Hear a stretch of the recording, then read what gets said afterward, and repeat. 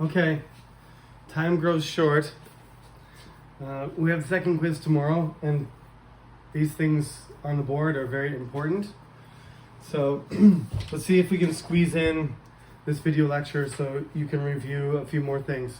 The most important thing, as I have emphasized many times, is to read chapter 3 and to focus on the big points. The first video lecture this week, which was posted on Tuesday, emphasized the religious aspect, and today we're going to talk about the children of Henry VIII and some of the generation of English writers and political and military figures that become very important. Okay, so if this video is not perfect in terms of lighting and angle, we'll just have to work with that. What I want you to know first of all is that, I'll go to the other side. Edward the Sixth took over from Henry, as I mentioned. This is in the textbook in chapter 3. And he was raised as a Protestant. His mother's family, Jane Seymour, was his mother, and as I said, she sadly passed away a week after he was born. Her family was Protestant, and so he was raised that way. Henry VIII wasn't hands-on parent, didn't do a lot of parenting. So he was raised by his mother's family mostly, and when his father died, his uncle became the Lord Protector. So for the brief time that Edward was king of England, and was he was essentially too young to rule, he had several people sort of supervising him, we'll say, and they were also Protestant. So in the 5 years after Henry VIII's death, the country became more Protestant, and some of the things that Edward did were quite good, like establishing grammar schools, for example, and some of those grammar schools would provide the education for people like Shakespeare later. But for the most part, Edward didn't rule long enough to really make a difference, and when he passed away, his sister became the queen, his older sister Mary, the one that was born from Catherine of Aragon, the Spanish princess. And the net effect was that Henry VIII was Catholic, and then changed it into a sort of Protestant, an English Catholic church, but then his son was actually really Protestant. So you're going from Catholic to Protestant, but Mary is genuinely Catholic, like 100%, doesn't want the Church of England to exist. So she starts persecuting Protestants wherever she can and trying to roll back everything that her brother and her father did. Although, as I told you, Henry VIII considered himself a good Catholic, so he didn't change a whole lot except for, locating the control of the church in his own person. But Mary's trying to get England to be back into the Catholic Church. She's a little bit late, probably, because Henry has already sold a lot of this land, and there's a lot of people who own land that used to belong to the church, and they don't really want to give it back. In addition, there's quite a lot of people who have actually converted, and they are starting to believe that the Protestant way of going to church and of believing, of practicing Christianity is more practical and more reasonable, and what God really wants, and that the Catholic Church is in fact a corrupt institution that's taking advantage, is using its power too much. So Mary ends up getting married to her cousin, the King of Spain. He doesn't spend a whole lot of time in England, and she tries to insist on changing England back into a Catholic country, but it basically amounts to anybody who is protesting actively or has had a big role in the Reformation in England, they have to recant, say that I was wrong, I lied, and I'm going to be Catholic. And if they don't, she burns them. So pretty horrible death. If you get convicted in a court or you're arrested, hundreds of people, Protestants, are burnt at the stake, which means they put, set up a campfire around you, tie you up to a stick, and then light it on fire and watch you burn. It's a pretty horrible way to die, and that's where she gets the reputation Bloody Mary, because she did this hundreds of times. Unfortunately for her, but fortunately for everybody who was not Catholic, she had some sort of disease. It might have been cancer, which infected her stomach, and so she also passed away not long after. She only had 5 or 6 years to, who knows, she might have succeeded in rejuvenating the Catholic faith if she had had longer, but she didn't have a child. Her husband was not in England often, so it was pretty hard for her to actually have a child without her husband around. And then she got sick and she died. When she died on her deathbed, luckily she didn't, although most people were aware that Queen Elizabeth, her younger sister, was not really Catholic. Queen Elizabeth was very clever and stayed out of the way, avoided any sort of intrigue or cheating or backstabbing, just let her sister rule the country and stayed out of the way. So when she died, Mary passed the succession to her younger sister. And Queen Elizabeth was in her mid-20s at the time, and she was let out of the Tower of London, the infamous place where you keep royalty who has misbehaved. And she emerged from the Tower, not too badly, not too worse for the wear.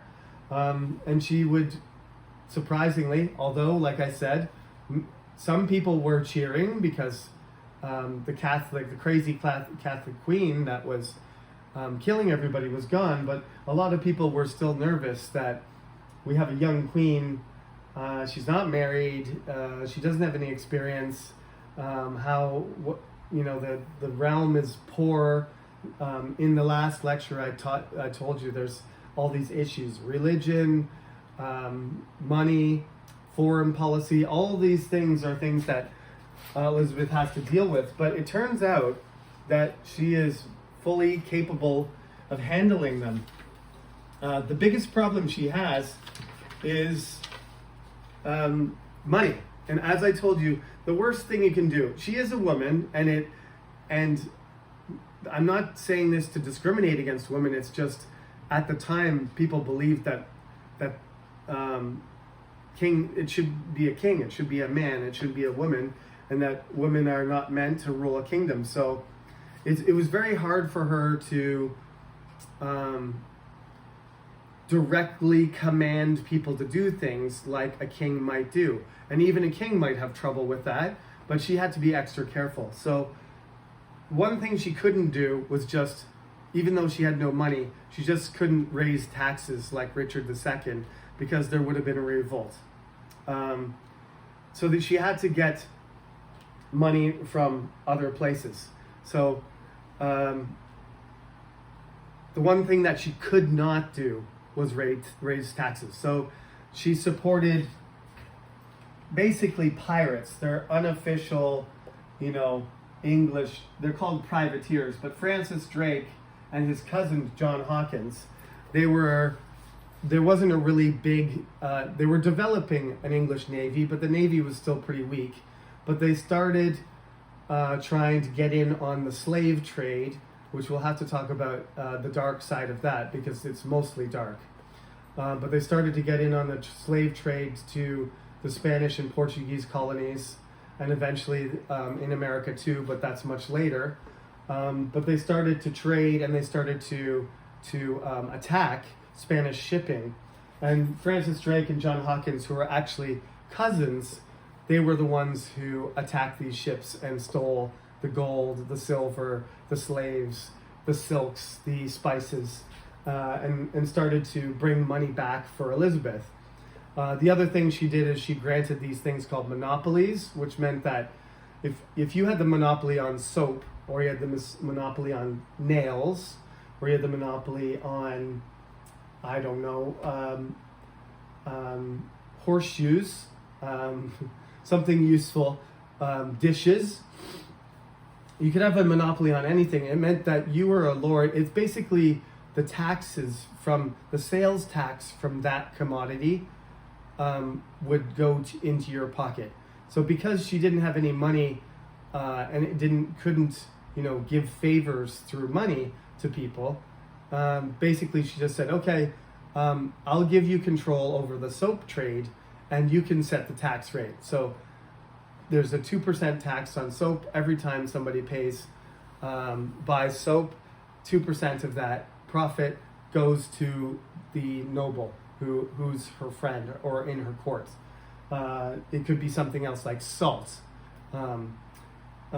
various commodities, usually luxuries. She gave them out as monopolies. These were very unpopular. Monopolies to this day, when one company controls one commodity, it's going to be more expensive. They're going to increase the price and the tax is going to be higher. So monopolies were very unpopular, but this is something that she could do. So she gave these monopolies to her court favorites and people who did things for her. She borrowed money. The crown had good credit, so she borrowed money from banks and rich people and paid them interest. She did the privateering thing. She used to travel around to people's houses and say, oh, hello, it's the Queen and my 100 friends, and we're just going to stay here for a week and eat all your food and stay in all your beds and use your place as we travel around. She used to just kind of, impose herself. You didn't really have a choice. If the Queen came around with her entourage, a whole bunch of people on horses, and you had a big house, you just had to entertain them. And of course she's not going to pay. So she made use of that too. She ran around. She also wanted people to see her and to promote herself as a good leader. But this is all political stuff that Queen Elizabeth was amazing at doing. There was a lot of different men and there's a lot of different powerful people trying to get control of her and trying to get control of England. But she balanced them all somehow perfectly and still managed not to get married. I don't know why she didn't get married. Nobody knows.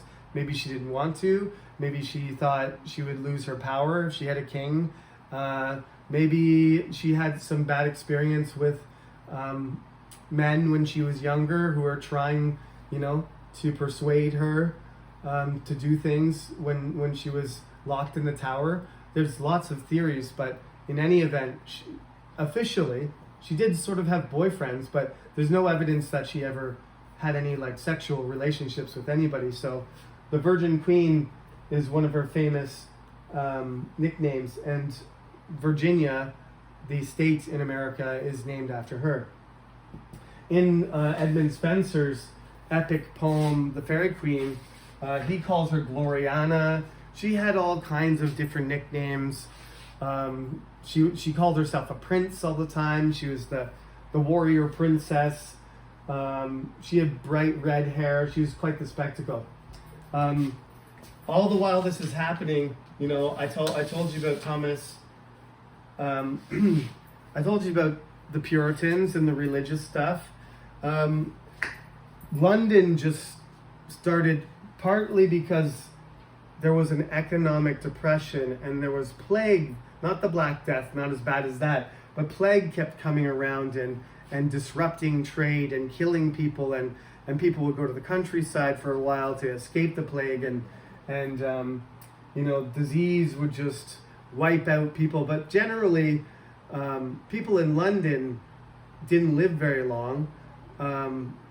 The death rate in London was higher than the birth rate, but there were so many people coming to London because that's where all the money was and that's where all the work was, that London just kept getting bigger and bigger and dirtier and dirtier.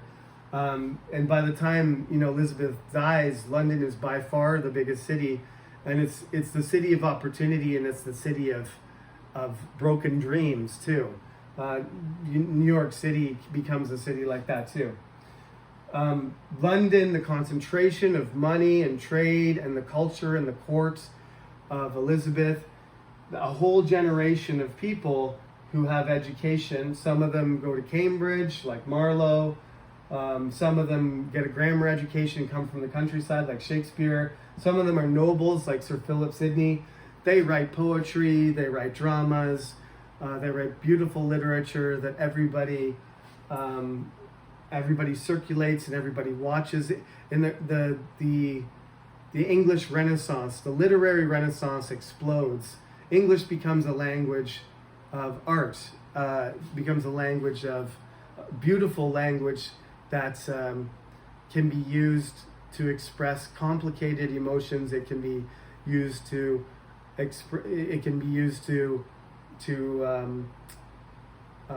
describe things that happen in the Bible.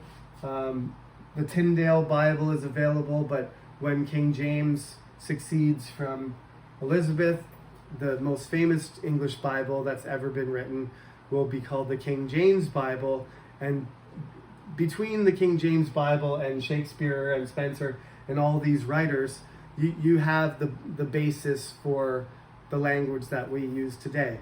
So I think these are the essential things that you need to know. I told you extensively about Henry. His father, was quite different than him and had a very different attitude. So some of these things were in lecture, but if you read this chapter carefully and you add a few things like Sir Francis Drake and Henry VII being, a sort of tight-fisted, careful politician as opposed to Henry VIII, and you keep in mind that Elizabeth had very limited means of getting money. Keep in mind that there are 5 main problems plus the problem of personality and leadership. If you keep all of these things in mind that I highlighted in lecture, and you read the chapter, you'll have no problem with the quiz tomorrow. And I'm expecting everyone to do well as you did in the first quiz. So that's all. I hope I will send a message saying that when this is uploaded. I know I always say to try to get it out early, but you have 24 hours to take a look at this. That should be plenty. It's only a 20-minute video, so listen to it carefully, look over your notes, focus on the things I emphasize, and good luck on your quiz. See you tomorrow.